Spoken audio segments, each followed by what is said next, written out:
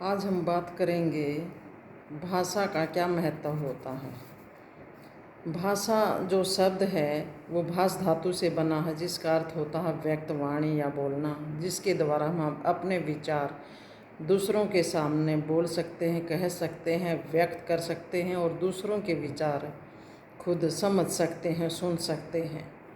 और इसके दो रूप होते हैं, मौखिक और लिखित। मौखिक हम बोलकर और दूसरा जो लिखित रूप है उसे लिखकर अपने वाणी को प्रकट कर सकते हैं।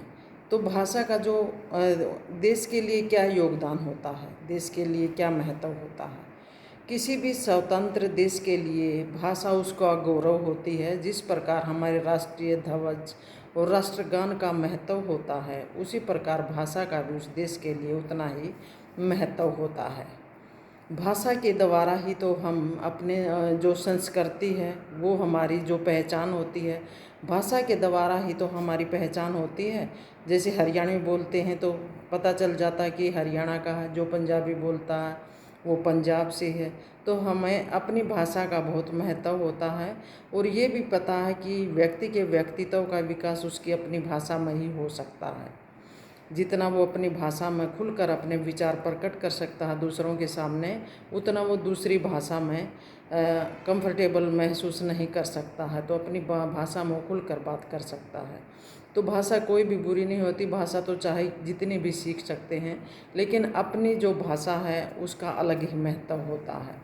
तो एक स्वतंत्र देश की भाषा का उतना महत्व होता है जितना राष्ट्रगान का होता है और उसके राष्ट्रीय ध्वज का होता है।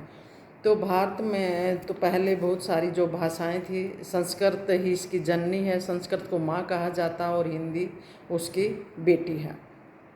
तो भारत में संस्कृत, प्राकृत, पाली, अपभ्रंश बहुत सी भाषाओं का राजभाषा के रूप में प्रयोग होता था। जो राजपूत काल था उसमें हिंदी को ज़्यादा महत्व दिया गया था। राजकाज का जो कार्य होता था वो हिंदी भाषा में ही होता था। लेकिन जब भारतवर्ष में मुसलमानों का जब शासन था, आधिपत्य था, तो उन्होंने हिंदी का जो है उसका स्थान जो है फारसी ने ले लिया था। अरबी दोनों भाषाओं में उनका सरकारी कामकाज यानी कि हिंदी की अनदेखी की गई थी। और राजपूत जो नरेश थे उस समय उन्होंने हिंदी को ही बढ़ावा दिया था। तो राजकाज के लिए ऐसी भाषा होनी चाहिए जिसे भाई पूरा देश जो है बेटा उसे आसानी से उसे समझ सके, सबको समझ में आ सके। और जब हमारा देश आज़ाद हुआ था 15 अगस्त 1947 को आज़ाद हुआ, तो हमारे जो राजनीतिक थे, विद्वान लोग थे, साहित्यकार थे, उन्होंने इस बात पर विचार किया कि या हमारे भारतवर्ष की स्वतंत्र देश की एक ऐसी भाषा होनी चाहिए जिसे लोग आसानी से समझ भी सकें और बोल भी सकें, और जो एक शिक्षा का माध्यम भी बने, और जो सरकारी कामकाज है वो भी उसी भाषा में होने चाहिए, और संपूर्ण देश को वो एकता के सूत्र में बांध सके।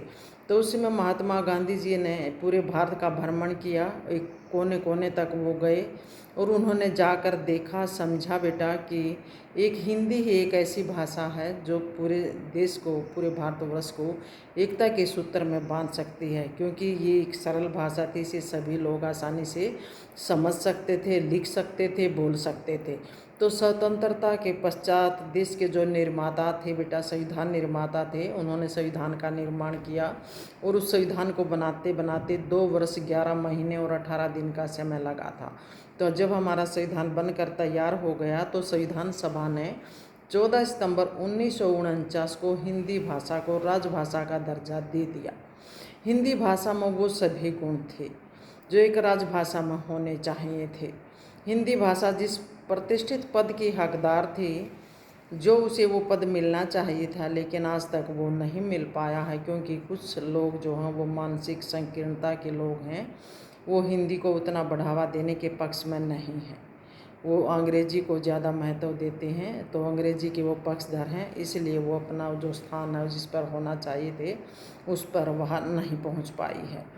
तो जो दूसरी भाषा, हम ये नहीं कहते कि भाई बुरी होती हैं, ज्ञान बहुत सारा हम दूसरी अन्य भाषाओं से भी बेटा प्राप्त कर सकते हैं।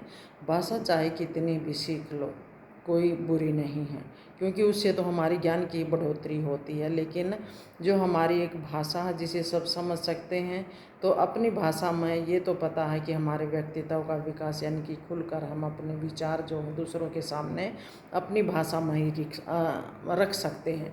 वैसे बार बार ये सरकार की तरफ से हिदायत देती जा रही है कि सभी जो कामकाज हैं बेटा वो हिंदी में होने चाहिए, जो भी पत्र आते हैं वो भी हिंदी में, लेकिन कहाँ आते हैं।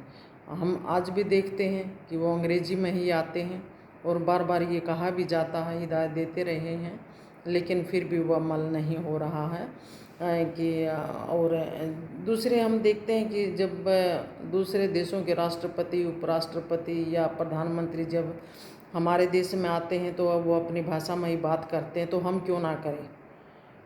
तो हमें भी अपनी भाषा में ही करना चाहिए, अपनी भाषा को ही बढ़ावा देना चाहिए। पूर्व प्रधानमंत्री थे अटल बिहारी वाजपेयी जी, वो हिंदी को ही महत्व देते थे। जब भी जाते थे वो हिंदी में ही बात करते थे और हिंदी में ही वो भाषण देते थे।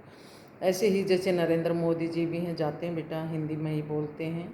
तो अपनी भाषा का हमें जो है वो जिस गौरव को प्रतिष्ठित होना चाहिए था, जो उसे मिलना चाहिए थे, तो हम सभी का कर्तव्य बनता है कि हम उसका वो हक दिलाएं और हिंदी में ही बात करें। बाहर कहीं भी जाएं अपनी भाषा को ही बढ़ावा देना चाहिए, क्योंकि वही हमारे देश का गौरव होती है। तो हिंदी आन है हमारी, हिंदी शान है हमारी, हम क्यों बुलाएं, ये पहचान है हमारी। धन्यवाद।